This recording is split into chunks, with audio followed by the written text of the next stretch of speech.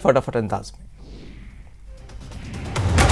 पश्चिम बंगाल के राजनीतिक हंगामे के बीच गृह मंत्री अमित शाह आज 2 दिनों के बंगाल दौरे पर हैं। शाह अगले 2 दिन राज्य में कई रोड शो और जनसभा करेंगे। इसके अलावा वो मितापुर में एक किसान के घर लंच भी करेंगे।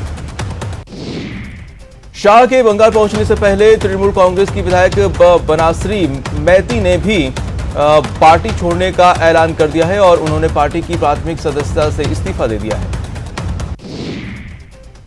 कांग्रेस में अंदरूनी संकट को सुलझाने के लिए दिल्ली में सोनिया गांधी की अगुवाई में आज से कांग्रेस की अहम बैठक होगी, जिसमें पार्टी रिफॉर्म की बात करने वाले नेताओं से भी बातचीत होगी।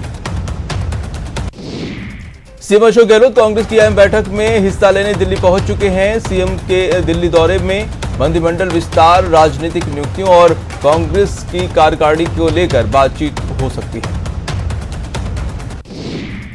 दिल्ली पहुंचकर सीएम अशोक गहलोत अहमद पटेल के आवास पहुंचे और अमित पटेल के परिजनों से मुलाकात की। कोरोना महामारी के कारण अहमद पटेल की अंतिम यात्रा में शामिल नहीं हो सकते थे। राजस्थान में किसानों की कर्ज माफी पर पीएम के आरोपों का सीएम अशोक गहलोत ने जवाब दिया है। सीएम गहलोत ने दावा किया है कि प्रदेश के लाखों किसानों को कर्ज माफी का फायदा मिला। केंद्र पर तंज कसते हुए सीएम अशोक गहलोत बोले कि आज हजारों किसान सड़क पर क्यों हैं, अन्नदाता की मुश्किल बढ़ रही है, लेकिन केंद्र सरकार किसानों की बात क्यों नहीं सुन रही। इससे पहले किसानों को संबोधित करते हुए पीएम नरेंद्र मोदी ने राजस्थान में किसान कर्ज माफी पर तंज कसते हुए कहा था, राजस्थान लाखों किसान आज भी कर्ज माफी का इंतजार कर रहे हैं। कृषि कानूनों के विरोध में 24 दिनों से चल रहे आंदोलन के बीच पीएम नरेंद्र मोदी ने वीसी के जरिए मध्य प्रदेश के किसानों से सीधा संवाद किया और किसानों को कृषि कानून को लेकर भ्रम से दूर रहने की अपील की। पीएम ने कहा कि एमएसपी न बंद होगी न खत्म होगी, उनकी सरकार पिछली सरकारों से ज्यादा एमएसपी दे रही है। उन्होंने कहा कि तेजी से बदलते माहौल में भारत का किसान सुविधाओं के अभाव में पिछड़ता जाए, ये ठीक नहीं। पीएम ने कहा कि भ्रम फैलाने वालों को इस बात की पीड़ा है कि जो उन्होंने कहा वो मोदी ने कैसे कर दिया, मोदी को क्रेडिट कैसे मिला। मैं कहता हूं कि सारा क्रेडिट अपने पास रख लीजिए, लेकिन किसानों को आसानी रहने दीजिए। वहीं कांग्रेस नेता राहुल गांधी ने भी किसानों को लेकर पीएम नरेंद्र मोदी पर तंज कसा है। राहुल गांधी ने ट्वीट कर लिखा है कि कितने किसानों को अभी कुर्बानी देनी होगी। जयपुर हाईवे पर 18 दिनों से किसानों का महापड़ाव जारी है। तेज सर्दी में किसान हाईवे पर डटे हुए हैं। किसान कृषि कानून को वापस लेने की मांग कर रहे हैं। यूपी के हाथरस गैंगरेप केस में चारों आरोपियों के खिलाफ सीबीआई ने चार्जशीट दाखिल की। हत्या, गैंगरेप और SC/ST एक्ट की धाराओं में ये चार्जशीट दाखिल की गई है।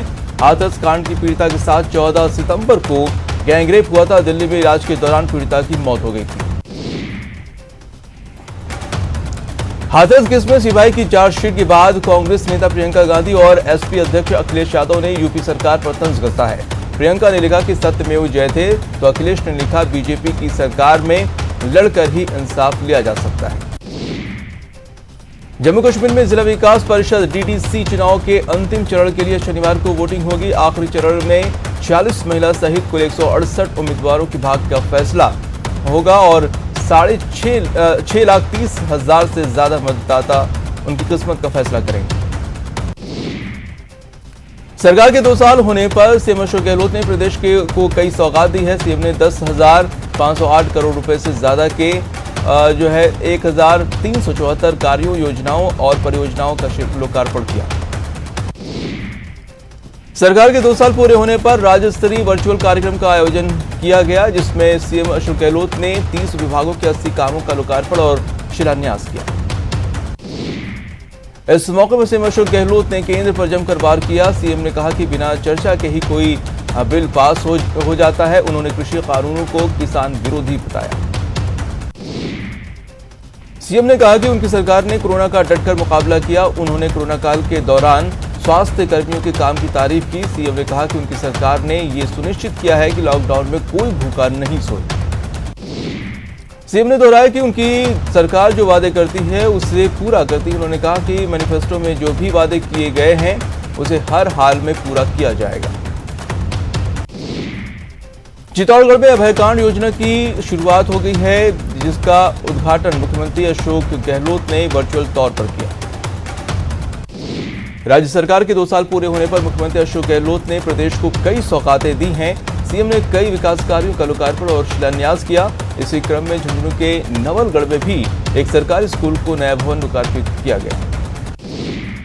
मुख्यमंत्री अशोक गहलोत ने 2 साल पूरे होने पर प्रदेश को वर्चुअल कार्यक्रम के दौरान सौगातें दी। इस दौरान उदयपुर में भी प्रशासनिक अधिकारी वर्चुअल मीटिंग में जुड़े। अलवर जिले के भिवाड़ी में योग गुरु बाबा रामदेव ने अपने गाय के दूध प्लांट का उद्घाटन किया। प्लांट के उद्घाटन के दौरान उन्होंने पूजा अर्चना की और उसके बाद प्लांट का निरीक्षण किया। इस दौरान अलवर सांसद महंत बालकनाथ भी मौजूद रहे।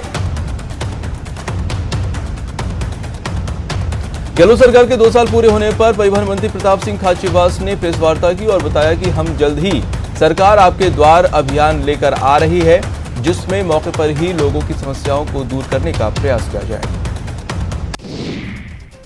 सांसद राज्यवर्धन सिंह राठौर ने गहलोत सरकार पर निशाना साधा। राठौर ने कहा कि गहलोत सरकार को किसानों की कोई चिंता नहीं है। उन्होंने इशारों में ये भी कह दिया कि राजस्थान की कांग्रेस सरकार कब गिर जाए कोई पता नहीं और न कोई जानता है। नागौर में पूर्व केंद्रीय राज्य मंत्री CR चौधरी ने पीसी कर कृषि बिल के कृषि कानून के फायदे बताए। उन्होंने कहा कि कृषि कानून किसानों के हित में है। दौसा सांसद जसकौर मीणा ने 2 साल के कार्यकाल को लेकर गहलोत सरकार पर हमला बोला है। उन्होंने इसको लेकर इसे काला वर्ष करार दिया। राज्यपाल कलराज मिश्र ने सतत विकास की ऐसी सोच पर कार्य करने पर जोर दिया है, जिसमें वैश्वीकरण से स्थानीय विकास को बढ़ावा मिले। उन्होंने कहा कि वैश्वीकरण का लाभ तभी मिल सकता है जब स्थानीय स्तर पर उपलब्ध संसाधनों का समुचित प्रबंधन हो। प्रदेश के निजी स्कूल सरकार की सिफारिशों के अनुसार फीस ले सकेंगे। हाईकोर्ट ने इसे लेकर अपना फैसला सुनाया है। सीजे इंद्रजीत महांती की खंडपीठ ने 28 अक्टूबर की सरकार की सिफारिश को उचित माना और उसके अनुसार फीस लेने का फैसला सुनाया। जयपुर में 18 पाक विस्थापितों के भारत की नागरिकता दी गई। जयपुर जिला प्रशासन के अधिकारियों ने इन्हें नागरिकता का प्रमाण पत्र सौंप दिया। चूरू के सुजानगढ़ उपखंड कार्यालय पर अखिल भारतीय किसान संघर्ष समन्वय समिति का धरना तीसरे दिन भी जारी है। बीकानेर से आए समाज शास्त्र के प्रोफेसर श्याम सुंदर ने कहा कि किसानों के साथ पूरे देश की जनता है। जयपुर में प्रदेश बीजेपी अब निकायों में होने वाले अध्यक्ष, सभापति, उपाध्यक्ष और उप सभापति के निष्पक्ष चुनाव करवाने की मांग कर रही है, जिसको बीजेपी ने लेकर चुनाव आयोग को ज्ञापन दिया है। राजस्थान कैडर के 50 पार के और 25 से 35 साल की सेवा पूरी करने वाले आईपीएस अफसर अनिवार्य सेवानिवृत्ति की चपेट में आ सकते हैं। मुख्य सचिव निरंजन आर की अध्यक्षता में हुई स्क्रीनिंग कमेटी ने 15 आईपीएस अफसरों की पीसीआर कार्यक्षमता की जांच की। सीएस निरंजन आर्य की अध्यक्षता में यह अहम बैठक हुई, जिसमें 1995 के 5 आईपीएस और 2005 बैच के 10 आईपीएस अधिकारियों की स्क्रीनिंग हुई। कोटा मेडिकल कॉलेज के करीब 4 साल पुराने दवा घोटाले में एसीबी ने आखिरकार एफआईआर दर्ज कर ली है।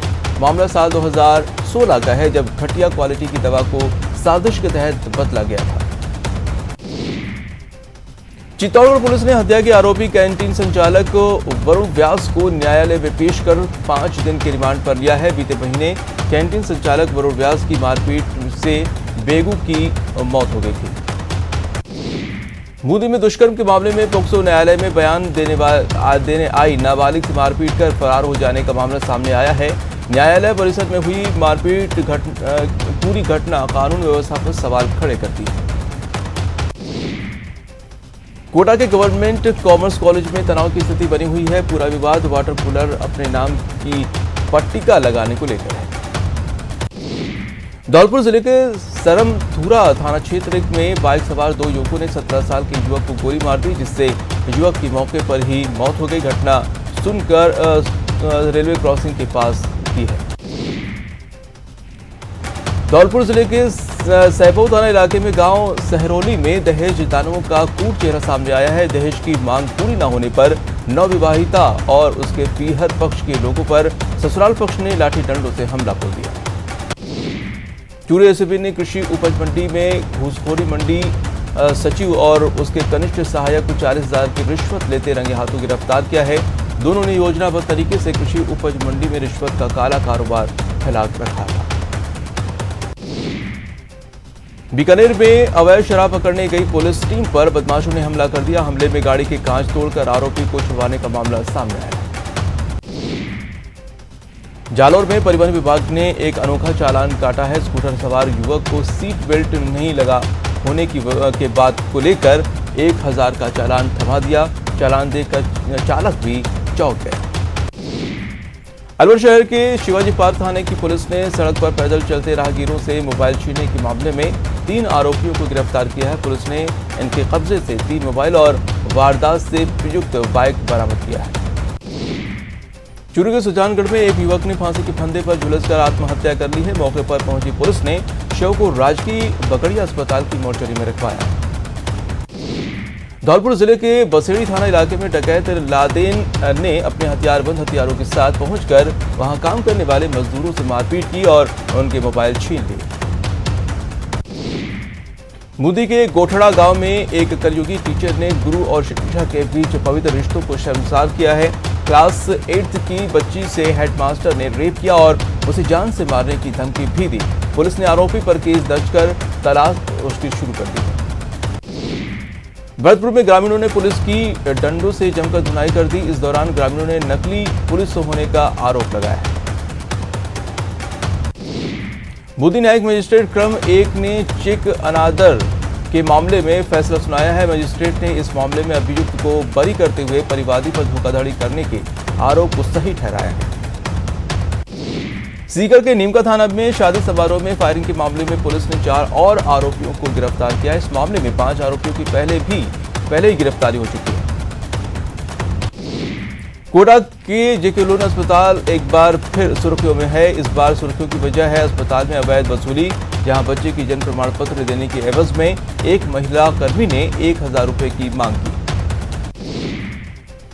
भरतपुर में ग्रामीणों ने पुलिस वालों की डंडों से धुनाई कर दी और आरोप ये लगाया कि पुलिस नकली है।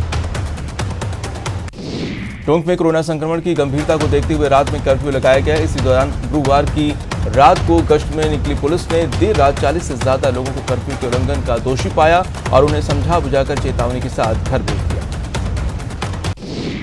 कोटा में नाबालिग से बेला फुसलाकर रेप की घटना को अंजाम देने वाले आरोपी जीजा साले को पुलिस ने गिरफ्तार कर लिया है। कोटा ग्रामीण पुलिस अधीक्षक शरद चौधरी के मुताबिक नाबालिग युवती की शिकायत पर आरोपी जीजा को पुलिस ने रामगंज मंडी से धर दबोचा। कोटा के पूरम थाना पुलिस ने चाकूबाजों को गिरफ्तार करने में सफलता हासिल की है। दरअसल इन आरोपियों ने 2 भाइयों पर चाकू से जानलेवा हमला कर दिया था। सलाखों के पीछे से गैंग चलाने वाले कुख्यात बदमाशों के खिलाफ सख्ती शुरू हो गई है। पिछले कुछ दिनों से करीब 1 दर्जन हार्डकोर बदमाशों की जेल बदली की गई। इनमें सबसे चर्चित कुख्यात गैंगस्टर लॉरेंस बिश्नोई है। जयपुर कमिश्नरेट की सीएसटी टीम ने बस्सी और कानोता थाना इलाके में दबिश दी और 2 बदमाशों को गिरफ्तार किया। बदमाशों के पास से पुलिस ने 54,000 कैश और 2 किलो गांजा जब्त किया है। श्रीगंगानगर के पदमपुर कस्बे में चोरों ने 3 दुकानों को निशाना बनाया। चोरों ने दुकान के ताले तोड़कर हजारों रुपए और सामान चोरी कर लिए। चोरी की पूरी वारदात करतूत जो सीसीटीवी कैमरे में कैद हो गई। उदयपुर आबकारी विभाग ने कार्रवाई करते हुए अवैध देसी शराब बनाने के बड़े प्लांट का भंडाफोड़ किया है। विभाग ने सूचना के बाद गुजरात बॉर्डर के समीप आदिवासी अंचल के गांव में भारी मात्रा में बनाए जा रहे अवैध देशी शराब को नष्ट कर दिया। कोटा के किशोरपुरा इलाके में फायरिंग के आरोपी को पुलिस ने गिरफ्तार कर लिया है। आरोपी के कब्जे से पुलिस ने 2 देसी कट्टा, 2 लोडेड पिस्टल और 4 कारतूस बरामद किया है। कोटा में पुलिस ने अवैध बजरी माफिया के खिलाफ कार्रवाई की है। पुलिस ने मौके से 5 ट्रॉली जब्त किए हैं, साथ ही 4 आरोपियों को भी गिरफ्तार किया है। अजमेर के अलवर गेट थाना पुलिस ने 2 जुआरियों को गिरफ्तार किया है, साथ ही उनके कब्जे से 2,500 कैश जब्त किए हैं। अजमेर के किशनगढ़ पुलिस ने हाउसिंग बोर्ड की पहाड़ी पर छापेमारी की। पुलिस ने अवैध खनन में लगे ट्रैक्टर और कंप्रेसिंग मशीन जब्त की है और 6 लोगों को हिरासत में लिया। मुदी के गोठड़ा गांव में एक कलयुगी टीचर ने गुरु और शिष्या के बीच पवित्र रिश्तों को शर्मसार किया है। क्लास 8 की बच्ची से हेडमास्टर ने रेप किया। फिलहाल रुकते हैं छोटे से ब्रेक के लिए।